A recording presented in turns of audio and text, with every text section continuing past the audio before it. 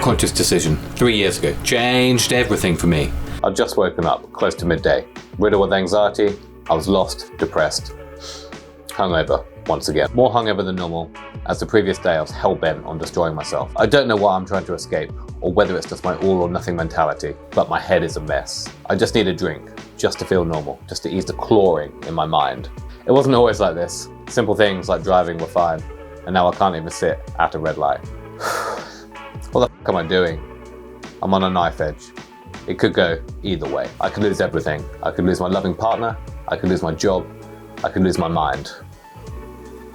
The slow, gradual descent into hell is what it feels like. If I stay on this path, what would I have left? What would I have to show for it? I've already been arrested for drink driving. How many more wake-up calls do I need? Fuck it. Something inside me that day changed. Something inside me broke. I was done. I had to change. Luckily, I had time on my side, as here in the UK, it was one of the last lockdowns. I told myself, if I waste this time, this opportunity, I will never forgive myself. I can fix my life behind the scenes, get some sobriety under my belt, fix my relationship, start working out, and more importantly, start enjoying life again. Whilst the world stood still, I can get some confidence and I can rebuild. It's now January 2022. I'm 1 year sober. I'm proud of myself and I'm just happy I've got this far. I can feel the subtle changes in my body, but I lack a bit of confidence, I lack a bit of direction. But what I lack in those things, I make up for in hard work.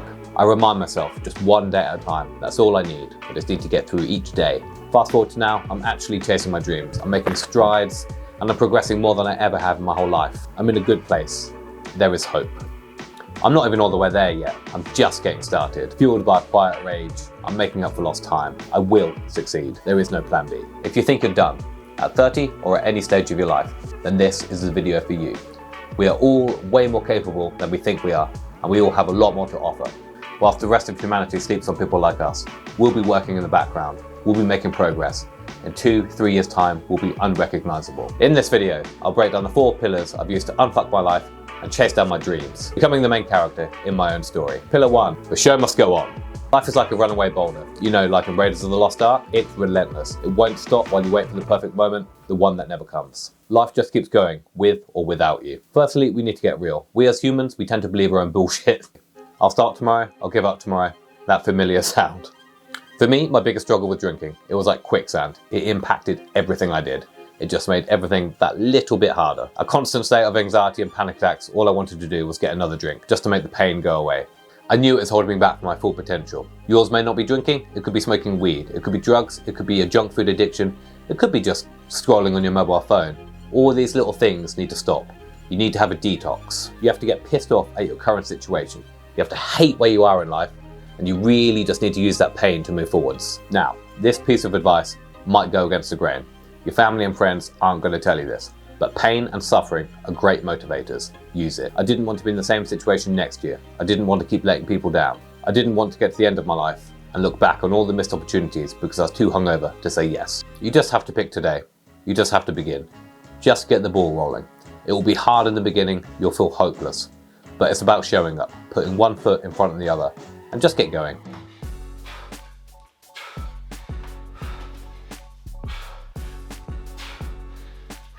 What really helps me is tracking. I like to track my sobriety. I count each day as I go. And the more days I build up, the less likely I am to break it. I don't want to break the chain. And just tracking works for everything. Track your progress. It'll give you those little boosts of like dopamine that just keep you going. Tracking can have a big impact on your life. And when you have a day where you really struggle, you can look back and see how much you've accomplished. If you're like me, I was constantly feeling sorry for myself. I felt hard done by, like the world owed me something. The world doesn't owe me anything.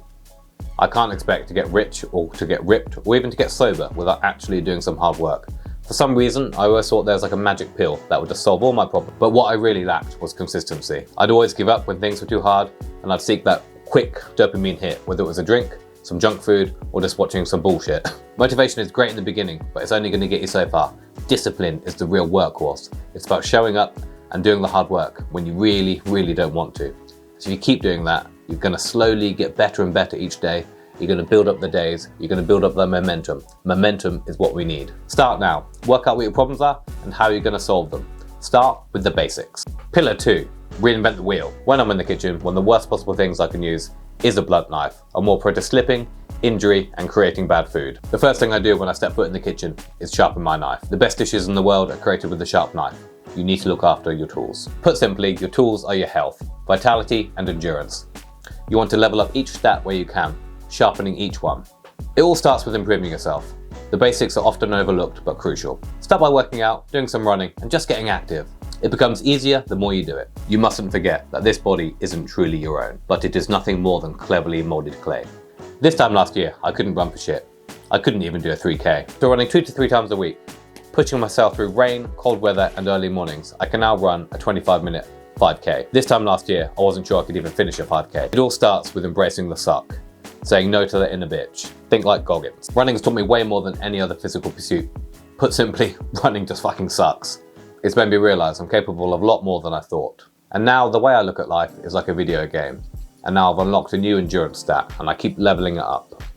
For me, I've always enjoyed weight training. It's been my go-to. I've naturally been quite strong, so I've always quite enjoyed it, but I do recommend it to everyone. It's great for longevity and just general self-improvement. My dream has always been to do a 100 kilo bench press, and that became a reality recently after doing the hard work. I can now even rep it for 8. I've set my goals even higher now, with a 150 kilo bench press, a 200 kilo squat, and a 250 kilo deadlift. These are things I once thought were completely outside of my reach, but now with hard work and consistency, I truly believe I can achieve anything, as long as I put in the hard work first. Alex Hormozi once said, outwork your self-doubt.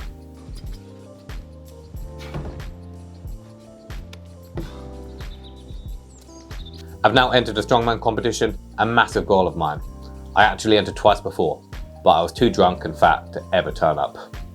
What a disappointment. Something else I've been trying to master is my eating habits. Try to eat clean whole foods. Avoid processed food. You are what you eat. If you eat a load of crap, you're going to feel like crap. High protein, lots of vegetables and fruit. Keep it simple, don't overthink it. The harder challenges for me as a chef is to try and improve my eating habits. We're often too busy cooking for everyone else, we often neglect ourselves. We tend to grab 5 minutes where we can, sit on an upside down crate, and literally stuff our faces, and then go back to work. With a bit more preparation and a bit more organisation, I've managed to improve my eating habits quite a bit. I've been sticking to fasting, eating 2 high protein meals a day. It's been providing me with consistent energy and keeping me full throughout the day. It's also helped me build muscle and lose fat, the holy grail.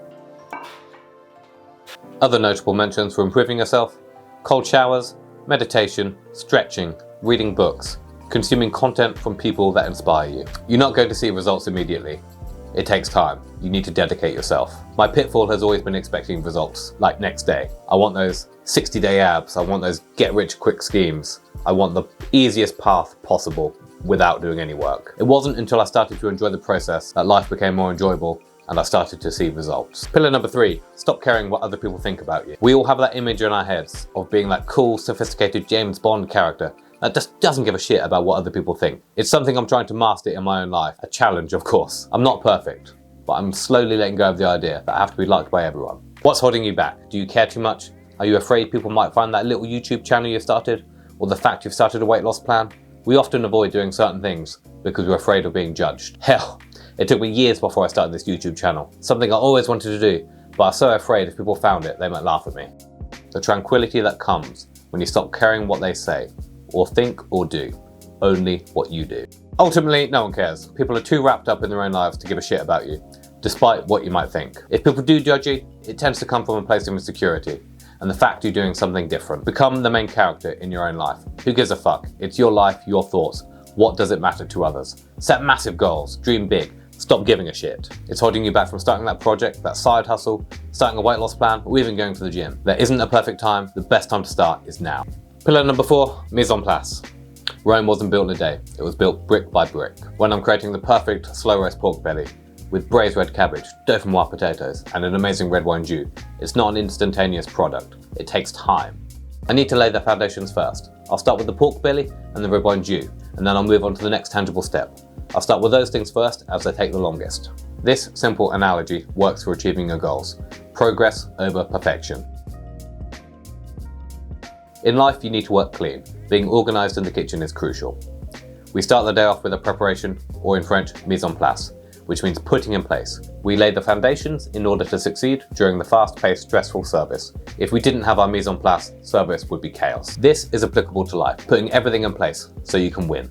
You need to fall in love with the prep list. It will help you achieve more than simply goal setting. Instead, focus on the plan of how everything will happen. Goals are a great starting point, but systems will get you the desired result. As some of my work colleagues will tell you, there is an element of chaos in my chef life. It's almost unavoidable. It's just how life goes. We must commit to a life of preparation, thinking and planning ahead to give us the best possible chance of success. Being successful is about doing lots of little things over and over, day in, day out. These little actions are what will set you apart from the pack. If you maintain consistency in your mise en place, in a year's time, you'll be unrecognizable. There's a book by Dan Charnas, which harnesses the chef's routine to maximize your life. And there's a lot of principles in there from my day-to-day life as a chef that are applicable in achieving your goals. For instance, grouping similar tasks together. On a busy night, the amount of checks that come in can become overwhelming, but we break it down. Right, table 2 has 2 chicken on. Table 5 has 1 chicken and 1 burger. I can group 2 and 5 together and treat it as one table, thus speeding up the process. So I can serve 3 chickens at once and 1 burger. And I can do it as one table rather than 2 different tables. So you just need to look at the bigger picture and group tasks together to save time and effort. You can do this in your own life. If you have to write a blog post, a tweet and an email, just get it all done in a oneer. You're already in that sort of writing mode, so just get it done and out the way. The main goal is to avoid that stop-start motion that just leads to progress failure. Same for cleaning. Do the dishes, clean the kitchen, do the laundry. Just get it all done. You can smash it all out in half an hour. You're already in cleaning mode. It's the best possible time just to keep going, use that momentum. What we want to do is start a task, get in the mode, and just get it done. Lastly, working clean is imperative. Keep your workspace as neat and as organized as possible. Same with your home and car. The less clutter we have, the more mental free space we have. Less distractions, less accidents. Clean as you go. Reset your station. Remove clutter. Group things together. If I have loads of mugs on the table, I'll take them all at once. Having a little mini spring clean throughout the day breaks it down, rather than going, ah shit, I've got to clean everything up. Break it down, clean as you go. If a simple task takes less than a minute, just get it done. But be clever, use the grouping method. We want to maximize efficiency and reduce wasted efforts. The cleaner your station, the faster you work. And that brings me to the end of the 4 pillars. The 4 pillars that I've used to unfuck my life and chase down my dreams.